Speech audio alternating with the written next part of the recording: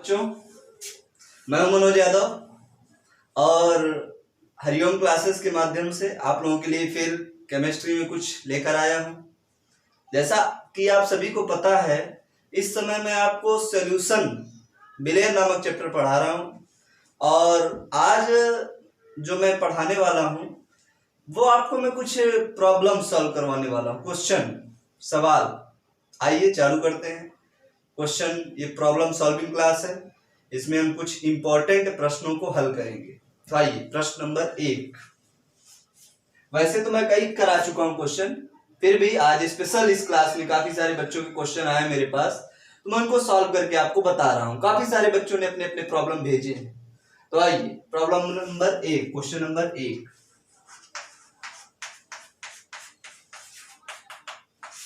प्रश्न है, यदि 0.78 ग्राम बेंजीन, यदि 0.78 ग्राम बेंजीन और 0.92 ग्राम और 0.92 ग्राम टॉलुइन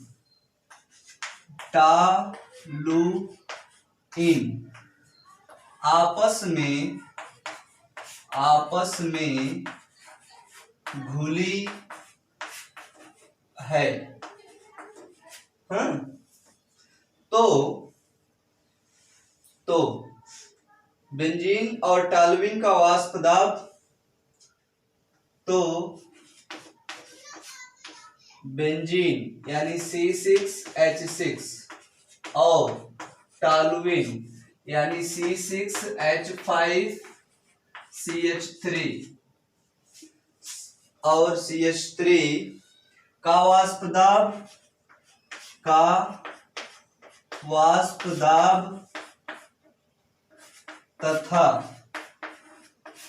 तथा विलयन का कुल वाष्प दाब, विलयन का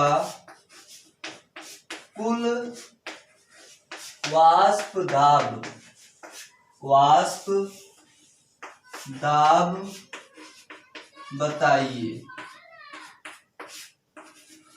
यदि दिया क्या है हमारे पास, P0 C6H6 दिया है 400 mm Hg, 400 mm Hg ये दिया हुआ है, और P0 C6H5CH3 ये कितना दिया हुआ है, 200 mm Hg वगैरह लगा सकते हैं, नहीं लगाना, दिया है इतना। चलिए, वेरी गुड। इतनी वैल्यूज हमें दी हुई है, ध्यानपूर्वक आपने प्रश्न को देख ही लिया होगा। आइए सॉल्व करते हैं। यहां पर हमें दो चीजें निकालना है। एक क्या है, यहां से लेकर के यहां तक ये, और दूसरा ये। पहला क्या, बेंजीन और टॉलुइन का वाष्प दाब, बेंजीन और टॉलुइन का वाष्प दाब निकालना है। ध्यान दीजिएगा। तो वाष्प दाब निकालने का जो फॉर्मूला है वो क्या है, वाष्प दाब निकालने का फॉर्मूला आप सभी को पता है। बेंजीन का वाष्प दाब, पार्शियल प्रेशर निकालना है, तो लिखेंगे P और C6H6, ये बेंजीन का वाष्प दाब हो गया, बराबर फॉर्मूला क्या बनेगा, फॉर्मूला मैं बना रहा हूं, बेंजीन का वाष्प दाब बराबर P0 ऑफ C6H6। फॉर्मूला हम लोग डिराइव कर चुके हैं। मैं वाइपर प्रेशर अभी पढ़ा रहा था इसके पहले लेक्चर में, उसी के आगे क्वेश्चन करवा रहा हूं। तो बेंजीन का वाष्प दाब बराबर, बेंजीन का वाष्प दाब, और यहां पर क्या हो जाएगा, X, और X मीन्स मोल, मोल अंश, और किसके मोल अंश, बेंजीन के, C6H6। ये फॉर्मूला बन जाएगा। यहाँ पर PCC6H6 क्या है, बेंजीन का वाष्प दाब, पी नॉट क्या है, पी नॉट C6H6 बेंजीन, शुद्ध बेंजीन का वाष्प दाब, यक्स C6H6 क्या है, बेंजीन के मोल अंश।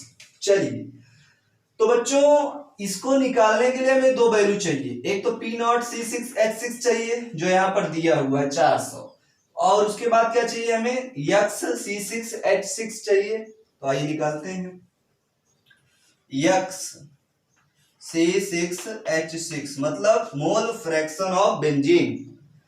मोल फ्रैक्शन ऑफ बेंजीन कैसे निकालेंगे, N मोल्स ऑफ C6H6 मतलब moles of benzene divided by moles of benzene plus moles of दूसरा पार्टिकल क्या, टोल्यूइन C6H5CH3, ये हो जाएंगे।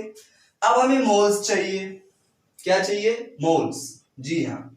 तो NC6 और N बेंजीन और N टोल्यूइन।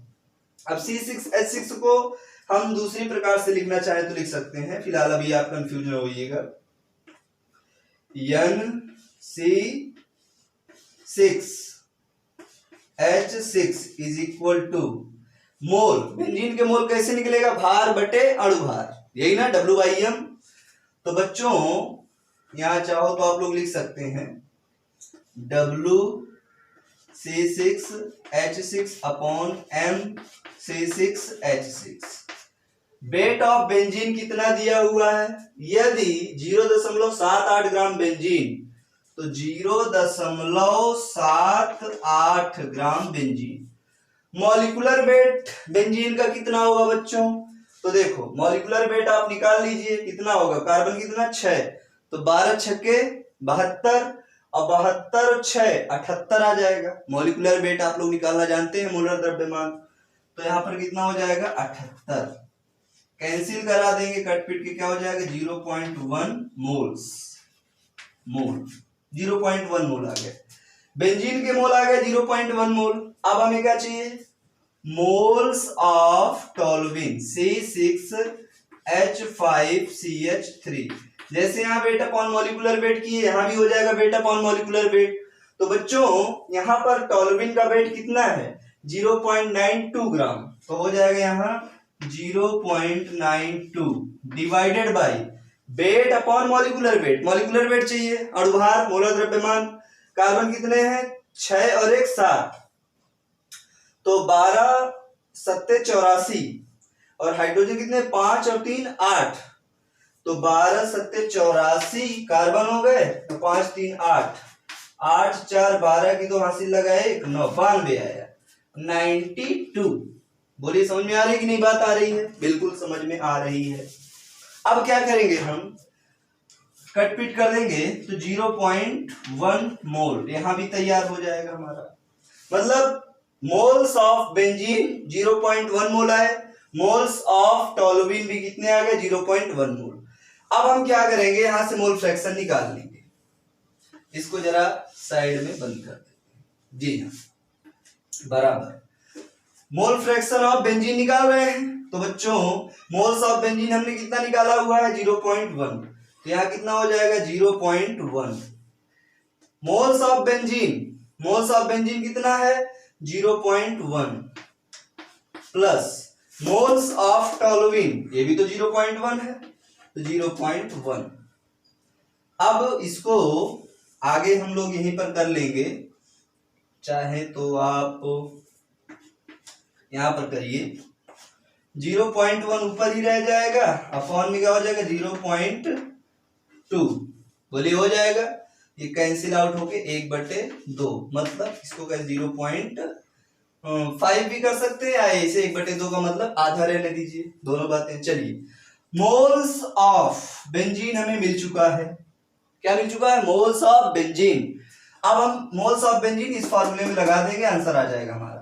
तो क्या बोलेंगे, P C6H6 क्या है, बेंजीन का वाष्प दाब, P माने प्रेशर, बेंजीन का वाष्प दाब बराबर P नॉट C6H6 कितना दिया, ये यहां दिया 400 mm, 400 mm into X C6H6 benzene के मोल फ्रैक्शन बेंजीन के मोल फ्रैक्शन हमने कितना निकाला 1/2, तो मल्टीप्लाइड बाई 1/2।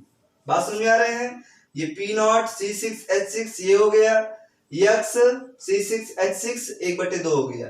अब क्या करेंगे, आप सीधा जानते हैं, सभी जानते हैं, 2 एकम 2, 2 नहीं है 4, 200 एकम 200, कितना आ गया बच्चों 200 प्रेशर आ गया। mmHg लगा देंगे अपना, ये प्रेशर आ गया, मतलब बेंजीन का वाष्प दाब हमें मिल गया 200 mmHg। इतना नोट करिए, फिर मैं आपको निकाल के दिखाता हूं टॉल्यूइन का वाष्प दाब। जी हाँ, सभी लोग नोट करिए। हाँ तो बच्चों हम लोग टॉल्यूइन का वाष्प दाब निकालेंगे। तो टॉल्यूइन का वाष्प दाब निकालने का फॉर्मूला क्या है,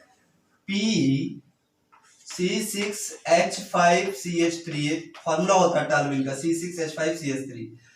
pressure of toluene is equal to P0 C6H5CH3, शुद्ध टॉल्यूइन का वाष्प दाब हो गया, इनटू या आप यक्स और टॉल्यूइन लगा देंगे C6H5CH3, ये फॉर्मूला हो गया। हमें क्वेश्चन में ये वैल्यू दी हुई है, इसको निकालना है। आइए निकालते हैं। तो लिखेंगे इसको, टॉल्यूइन है ये, तो टी लगा सकते हैं हम, बिल्कुल। तो क्या बोलेंगे, XT मतलब mole fraction of toluene. Mole fraction of toluene निकालने के लिए क्या होगा बच्चों, NT मतलब moles of toluene upon NT moles of toluene plus moles of benzene, B for benzene. ये चीज हमें चाहिए, बिल्कुल चाहिए। आप लगाइए मोल्स ऑफ टॉल्यूइन, टॉल्यूइन के मोल यहां लिखे 0.1, तो 0.1 अपॉन NT और NB, मतलब NT मतलब मोल्स ऑफ टॉल्यूइन, फिर 0.1 और NB बेंजीन 0.1, दोनों है 0.1 प्लस 0.1 बराबर हो जाएगा 1.2, हो जाएगा, आ जाएगा आंसर। जी हाँ बिल्कुल आ जाएगा। और हम वहां से भी इमेज कर सकते थे कि अगर आधा आया है तो दूसरे का भी आधा आएगा, क्योंकि यक्स ए और यक्स बी बराबर 1 होता है, दोनों को जोड़ दे तो 1 होता है। फिलहाल यहां पर हमने निकाला मोल फ्रैक्शन ऑफ टॉल्यूइन 1/2। अब इस फॉर्मूले में रख देंगे तो हो जाएगा PT मतलब pressure of toluene, pressure of toluene PT is equal to क्या हो जाएगा बच्चों, P0 C6H5CH मतलब P0 T, यही ना। तो P0 T की वैल्यू कितनी दी हुई है, दी हुई है 200 multiplied by mole fraction of toluene कितना 1/2 आया, 200 मतलब डायरेक्ट मल्टीप्लाई करेंगे तो 100 आ जाएगा, 100 आया। तो ये हमारा निकल गया क्या, प्रेशर ऑफ टॉल्यूइन, टॉल्यूइन का वाष्प दाब निकला कि नहीं निकला, वेपर प्रेशर। अब हमें निकालना है दूसरा जो क्वेश्चन था, मैंने अंडरलाइन किया था वहां पर, अगर आपको ध्यान हो, विलयन का कुल वाष्प दाब निकालना था, विलयन का कुल वाष्प दाब। तो विलयन का कुल वाष्प दाब किससे दर्शित करते हैं, PT से। तो यहाँ पर इस मान लगाएंगे तो ज्यादा सही रहेगा, क्योंकि थोड़ा सा अंतर समझ में आना चाहिए ना।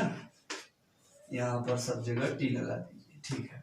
अब ये PT क्या है, टोटल प्रेशर कुल वाष्प दाब विलयन का, और ये PT क्या है, प्रेशर ऑफ टॉल्यूइन, टॉल्यूइन का प्रेशर है, और ये विलयन का कुल वाष्प दाब है PT।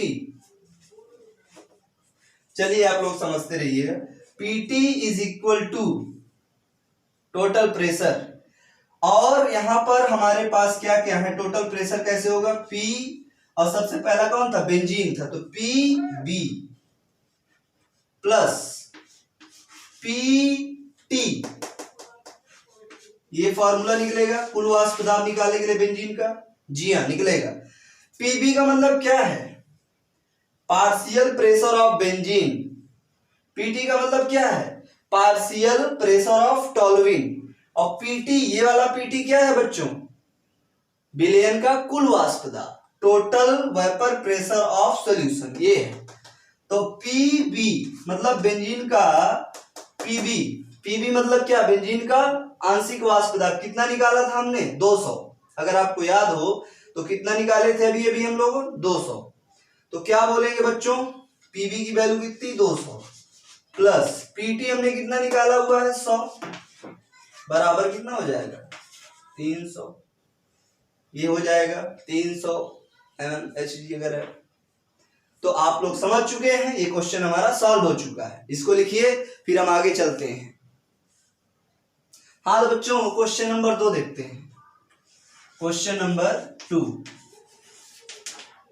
नोट करिए मेरे साथ। 2.5 ग्राम एथेनोइक अम्ल के 2.5 ग्राम एथेनोइक अम्ल CH3COOH एथेनोइक अम्ल के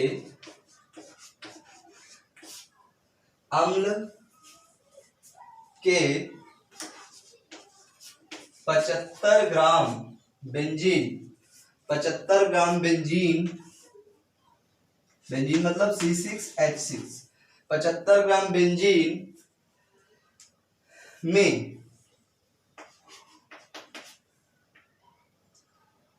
विलयन की या क्वेश्चन ऐसे कुछ हो सकता है 2.5 ग्राम एथेनोइक अम्ल को 75 ग्राम बेंजीन में घोला गया, ऐसे कर बना लीजिए क्वेश्चन थोड़ा सा, में घोला गया, प्राप्त विलयन की मोललता बताइए, मोललता बताइए। ये क्वेश्चन है आपका। मोललता क्या है, 1 किलोग्राम विलायक में उपस्थित विलेय के मोलों की संख्या मोललता कहलाती है। वेरी सिंपल, आइए देखते हैं। सबसे पहले मोललता का फॉर्मूला, मोललता बराबर, यहां सब देखिए ग्राम में है तो ही फाइनल वैल्यू लेंगे। यहां पर एक बात और देखना है, 2.5 ग्राम एथिल ये CH3COOH एथेनोइक एसिड है और 75 ग्राम बेंजीन है। कौन कम है कौन ज्यादा है, ये CH3COOH एथेनोइक एसिड क्या है, कम है क्योंकि 2.5 है, तो ये कम है इसीलिए इसे विलेय कहेंगे, बेंजीन ज्यादा है इसलिए बेंजीन को विलायक कहेंगे, ठीक है ना। हाँ तो आइए मोललता बराबर क्या होगा, विलेय का भार, विलेय का भार बटे विलेय का अणुभार, अणुभार गुणित 1000 बटे 1000 बटे कितना, ध्यान रखिए विलायक का द्रव्यमान, वो भी किसमें, किलोग्राम में, यहां अब ग्राम में हो जाएगा, विलायक का द्रव्यमान काहे में, ग्राम में, क्योंकि 1000 भाग दे दिए, अगर यहाँ 1000 भाग ना देते तो 1 किलोग्राम में ही रहता। चलिए ठीक है, अच्छी बात है। अब हमें विलेय का भार चाहिए, विलेय का भार, तो बच्चों विलेय का भार निकालते हैं। विलेय कौन है, क्योंकि ये कम है तो लिखेंगे CH3COOH, विलेय हो गया। विलेय का भार कितना है 2.5 ग्राम। चलिए विलेय का अणुभार, विलेय अर्थात CH3COOH का अणुभार, तो CH3 कार्बन कितने 2, तो हो जाएगा 12, एक कार्बन का परमाणु भार 12, 12 गुणित 2 प्लस हाइड्रोजन कितने 4, तो 1 गुणित 4 प्लस ऑक्सीजन कितने 2, तो 2 मतलब 16 गुणित 2, क्योंकि ऑक्सीजन का परमाणु भार 16 होता है, तो 12 दूनी 24 प्लस 4 प्लस 16 दूनी 32, 4 2 6, 6 4 10 की 0 हासिल लगा 1, और 3 और 2 5 और 1 हासिल 6, 60। फिर से जोड़ लीजिए, 2 4 6, 6 4 10 की 0 हासिल लगा 1, 3 2 5 और 1 हासिल 6, 60। विलेय का अणुभार कितना आ गया 60। विलायक का द्रव्यमान विलायक का द्रव्यमान, विलायक कौन, बेंजीन, यहां लिख देंगे विलायक, विलायक कौन, C6H6 का द्रव्यमान कितना दिया है, 75 ग्राम। चलिए अब इस सारी वैल्यू हमने पुटअप कर लिया, विलेय का भार निकाला, विलेय का अणुभार निकाला, विलायक का द्रव्यमान निकाला। अब क्वेश्चन में रख देंगे हम लोग मोललता का, स्मॉल m से रिप्रेजेंट करते हैं। जी हाँ बिल्कुल, विलेय का भार कितना है 2.5 बटे विलेय का अणुभार कितना है 60 गुणित 1000 था ही फॉर्मूले में, देख सकते हैं आप लोग। उसके बाद विलायक का द्रव्यमान कितना 75, बोली बात सही, बटे यहां रहेगा 75। अब देखिए क्या कर सकते हैं, यहां से हम क्या करेंगे बच्चों, सीधा सीधा 25 कर देंगे, नीचे एक जीरो और बढ़ा लेंगे, 600 हो जाएगा भाई, दशमलव हटाए जीरो बढ़ाए, गुणित मल्टीप्लाई 1000 बटे 75। अब 25 से कम 25, 25 दिया 75, ये हो गया। 2 जीरो यहाँ है, 2 जीरो यहाँ है, काट दीजिए। बचा क्या आपके पास बच्चों, ऊपर हो गया 10 और नीचे क्या हो, 36 18। अब 18 भाग 10, 10 में 18 का भाग जाएगा नहीं, तो जीरो बाद ले जाएंगे, दशमलव लगाएंगे, क्या हो जाएगा 100, जीरो बढ़ जाएगा, 18 पंचे 90, 5 लगभग ऐसे ही 5 के आगे चला, तो 0.5 m मोल प्रति किलोग्राम भी कह सकते हैं। ये आंसर हो गया, नोट कर लीजिए इस क्वेश्चन को, बहुत ही इंपॉर्टेंट क्वेश्चन है, सभी लोग नोट कर लीजिए। हाँ तो बच्चों 2 क्वेश्चन हम लोग सॉल्व कर लिए। अब क्वेश्चन नंबर 3 देखते हैं, क्वेश्चन नंबर 3 आइए। क्वेश्चन नंबर 3, क्वेश्चन नंबर 3 क्या है बच्चों, 0.5 0.25 करिए, 25 है n, 0.25 n ऑक्सैलिक अम्ल की, ऑक्सैलिक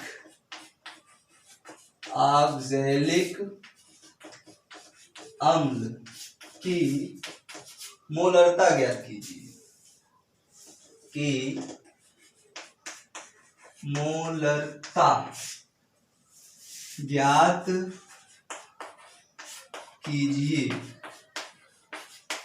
मोलरता ज्ञात कीजिए। चलिए ठीक है, अच्छी बात है। अब यहां देखिए n, याद करिए n कहां आया था, n आया था नॉर्मलिटी में, कहा नॉर्मलिटी, नॉर्मलता में आया था। और बच्चों मोलरता पूछ रहा है, कहने का मतलब नॉर्मलता और मोलरता में कुछ ना कुछ क्या होगा, संबंध, relation between normality and molarity. जी हाँ, मैंने बताया था आपको रिलेशन, नॉर्मलिटी जिस दिन पढ़ाए थे उसी दिन मैंने आपको दोनों में संबंध बताया था, आप लेक्चर देख लीजिएगा नॉर्मलिटी का, आपको समझ में आ जाएगा। नॉर्मलिटी का रिलेशन क्या था बच्चों, नॉर्मलिटी का रिलेशन था बच्चों नॉर्मलता गुणित तुल्यांकी भार। आंसर लगाने जा रहा हूं, नॉर्मलता गुणित तुल्यांकी भार बराबर, और फिर क्या था, मोलरता गुणित अणुभार, मोलरता गुणित अणुभार, यानी मोलर द्रव्यमान भी कह सकते हैं। अब हमें चाहिए क्या, मोलरता चाहिए, तो मोलरता को बाहर कर लेंगे तो क्या हो जाएगा, मोलरता बराबर क्या हो जाएगा, नॉर्मलता गुणित तुल्यांकी भार, नॉर्मलता गुणित तुल्यांकी भार पूरे का बटा क्या होगा, अणुभार, इधर आ जाएगा अणुभार। जी हाँ बिल्कुल सही। अब हमें नॉर्मलता चाहिए, जी हाँ ये ऐसे लिखते हैं नॉर्मलता। सवाल लगाने की एकदम आसान तरीका बता रहा हूं, ध्यान से सुन लीजिए, एकदम सटीक सवाल लगाइए। नॉर्मलता चाहिए, उसके बाद हमें क्या चाहिए, नॉर्मलता निकाल लो, पहले एक एक चीज देखो। नॉर्मलता चाहिए 0.25 एन मतलब नॉर्मलता, मतलब यही नॉर्मलता ही तो है, तो हो जाएगा 0.25, यही नॉर्मलता। तुल्यांकी भार चाहिए, तुल्यांकी भार चाहिए। तुल्यांकी भार कैसे निकलता है बच्चों, बताइए, तुल्यांकी भार कैसे निकलता है? हाँ, अणुभार बटे अम्ल है तो क्षारकता, और क्षार है तो अम्लता, समझ रहे हैं ना? तो मैंने कहा ऑक्सैलिक अम्ल, हाँ ऑक्सैलिक अम्ल। तो बच्चों ऑक्सैलिक अम्ल है तो अम्ल का क्या निकालेंगे, क्षारकता यानी भास्मिकता। तो तुल्यांकी भार निकालने का फॉर्मूला क्या होगा बच्चों, अणुभार, अणुभार इसको मोलर द्रव्यमान भी लिख सकते हैं, बटे भास्मिकता, मॉलिक्यूलर वेट अपॉन, बोलिए, मॉलिक्यूलर वेट अपॉन बेसिसिटी, हाँ बेसिसिटी इज इक्वल टू अणुभार। ऑक्सैलिक अम्ल का अणुभार चाहिए हमें, बिल्कुल सही बात है, चाहिए ही चाहिए। तो यहाँ पहले एक चीज और कर लें, ऑक्सैलिक अम्ल का फॉर्मूला देख लीजिए बच्चों, बहुत ही इंपॉर्टेंट, COOH का होल ट्वाइस इंटू 2H2O, यही है ऑक्सैलिक अम्ल, यही है आपका क्या, ऑक्सैलिक अम्ल। लिख देता हूं मैं, हाँ ऑक्सैलिक अम्ल, याद रखिएगा बच्चों, ऑक्सैलिक अम्ल। ऑक्सैलिक अम्ल का अणुभार चाहिए, का अणुभार, आइए निकालते हैं। कार्बन कितना, 2 मल्टीप्लाई, तो 12 गुणित 2 प्लस ऑक्सीजन 2 यहाँ 4 और 2 6, 16 गुणित 6। हाइड्रोजन कितना, हाइड्रोजन का परमाणु भार कितना होता है, 1, 2 हाइड्रोजन यहाँ 4 हाइड्रोजन यहाँ, तो 6, 1 गुणित 6 बराबर 12 दूनी 24 प्लस 16 छक्का 96 प्लस 1 छक्के 6, तो टोटल कितना हो गया, 6 6 12 और 12 4 16, 16 की 6 हासिल लगा कितना 1 और 9 2 11 और 1 हासिल 12, 126 आ गया क्या ऑक्सैलिक अम्ल का अणुभार। तो हम यहाँ अणुभार कितना लिखेंगे, 126 बटे भास्मिकता, याद करिए मैंने क्या बताया था, भास्मिकता। मैंने कहा था किसी भी अम्ल में जितने H प्लस आयन देने की क्षमता हो, जितने H प्लस हो वही उसकी क्या होती है, भास्मिकता। COOH, COOH कितने, 2 ठो रहेंगे ना, तो H प्लस कितने निकलेंगे, 2, तो बटे 2 हो जाएगा भाई। COOH में 2 होल ट्वाइस है ना, तो यहाँ से COO माइनस और H प्लस 2 ठो निकलेंगे, बटे 2 कटेंगे, तो 2 1 कम 2, 2 छक्के 12 और 2 3 6, 63 आ गया, 2 छक्के 12 2 3 6, 63 आ गया। हाँ जी, तुल्यांकी भार निकल चुका है। अब हमें चाहिए क्या, अणुभार भी निकल गया, तुल्यांकी भार और नॉर्मलता सब निकल गए। आइए सवाल में रख देते हैं, हमारा हो सकता है आंसर आ जाए। मोलरता बराबर नॉर्मलता, नॉर्मलता कितना 0.25, 0.25 गुणित तुल्यांकी भार कितना है बच्चों, कहां गया ये 63 बटे अणुभार, अणुभार कितना 126, 126 आया, आया बच्चों। 63 कम 63 और 63 दुनिया 126, यही ना, अरे भाई 63 दुनिया 126, 6 दूनी समझ गए, हाँ बिल्कुल। अब हम क्या करेंगे, ये कटे पिटेगा तो क्या होगा, आंसर हमारा क्या आ सकता है बताइए भाई, नीचे 2 लगा देंगे तो 200 हो जाएगा, हो जाएगा ना। तो क्या आंसर आ सकता है आपका, बताएंगे मुझे आप लोग। आंसर आएगा क्या 0.125, यही आ जाएगा। अब क्या पूछा था, मोलरता, तो हो जाएगा क्या, मोल प्रति लीटर, आपका आ गया आंसर। किसी बच्चे को कोई समस्या हो तो आप लोग तुरंत पूछ सकते हैं। समझ में आई बात मेरी? तो इसी प्रकार से हम आपको क्वेश्चन सॉल्व कराते रहेंगे। आप सबको पता है मैं हूं मनोज यादव और हरिओम क्लासेस के माध्यम से आपको हम रसायन विज्ञान पढ़ा रहे हैं, केमिस्ट्री पढ़ा रहे हैं। चैनल को लाइक, सब्सक्राइब और शेयर करना ना भूलिए। आप अपनी जिम्मेदारियों को निभाइए, मैं अपनी को निभा रहा हूं। तो फिर मिलेंगे अगले लेक्चर में, अगले वीडियो में। तब तक के लिए हरिओम।